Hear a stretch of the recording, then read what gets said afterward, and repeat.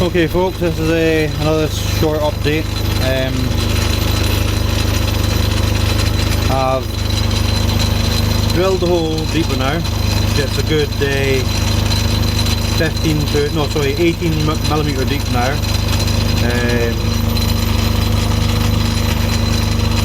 So I ended up having to put the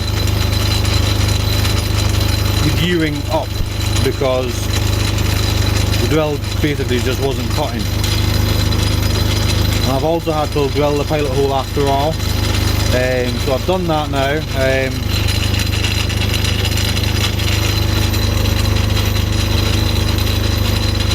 put a 1/4 inch down the middle, and then I took it out to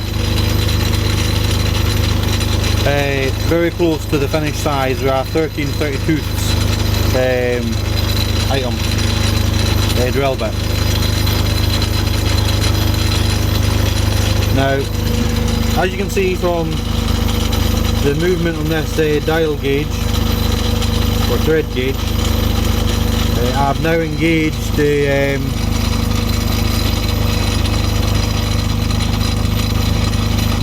gearing or the gear with the thread, the lead screw. Okay. Now, inside the apron here, there's two clasp nuts that come together and clamp around the lead screw when this lever is engaged. This then forces the carriage to move in either the forward or reverse direction dependent upon the direction that the lead screw is rotating. That in turn can be controlled by either engaging the forward or the reverse tumble gears here, yeah? So that's how it's done. And what these marks on the thread or screw cutting gauge are for is to give you an accurate indication of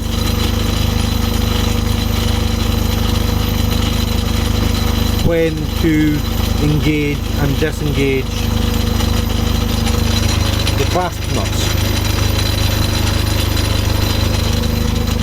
I'm not going to go into a detailed explanation of how this works, but basically if you have that on, I believe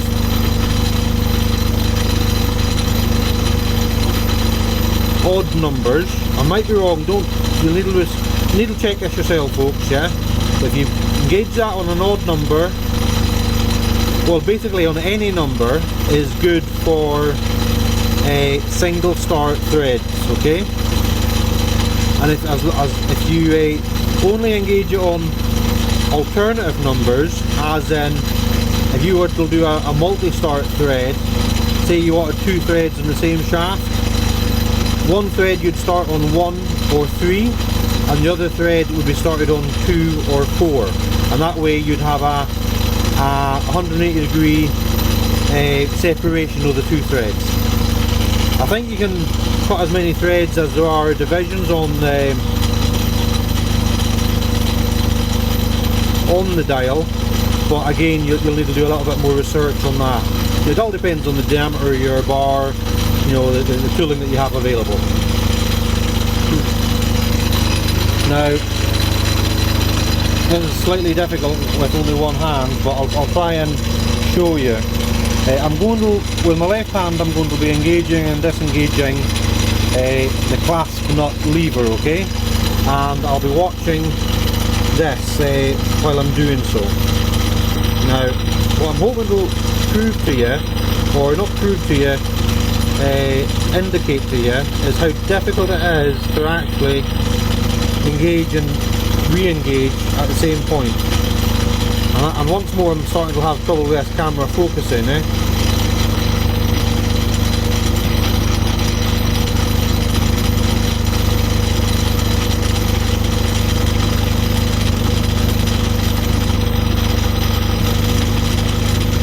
Right, that's good now, okay?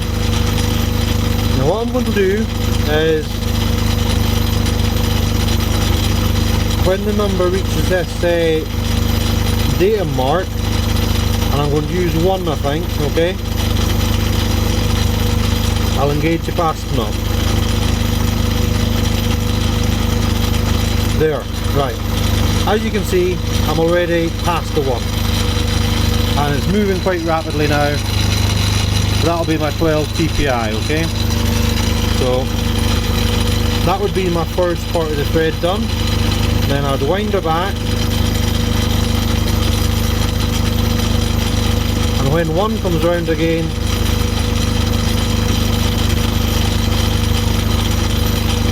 re-engage it. And as you can see, I've missed it again. So I've never actually done screw cutting on this machine before, okay? I've done screw cutting in the past on primarily Colchesters and Horisons and the like, you know, larger machines for industrial use. And generally the action, what I mean by the action, I mean is the movement of the gears and the levers and such like is a lot smoother, okay? Right. So that seems to be engaging just after the 1, but just after the 1 every time. So as long as it's at the same place, it doesn't really matter for a single start thread, okay? Yeah. So if I was going to get it bang on the 1, I'd have to be sort of pre-guessing it, if you like. Let's see if I can do that on this pass. There. Right, that's before the 1 now. This is just a little bit of practice for myself, so that when I do come to actually do the thread, I can anticipate how the mechanism is going to work. So that seems to be 1 gear teeth, and then the next gear teeth, when it engages, is just after the 1.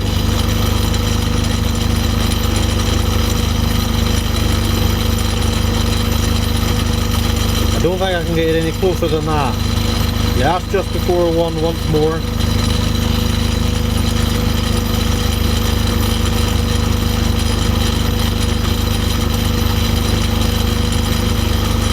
You've got to be fast when you're screw cutting, especially in a blind hole, eh?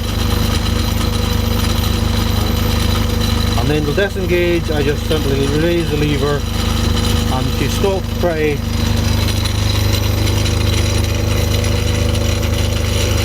instantaneously. So that's good. I can. That'll mean that I've got less. Right, that's not a very good picture, but when I'm engaging there and then disengaging, it's disengaging in a smoother fashion than when it engages. Yeah, when it engages, it's got to find the teeth have got to find their place on the lead screw. Okay. So sometimes there's a little hesitation when you engage it. When it's disengaging, however, there's no hesitation, so hopefully I don't run any risk of knocking the end of the tool off the back of the board, the drill hole, okay?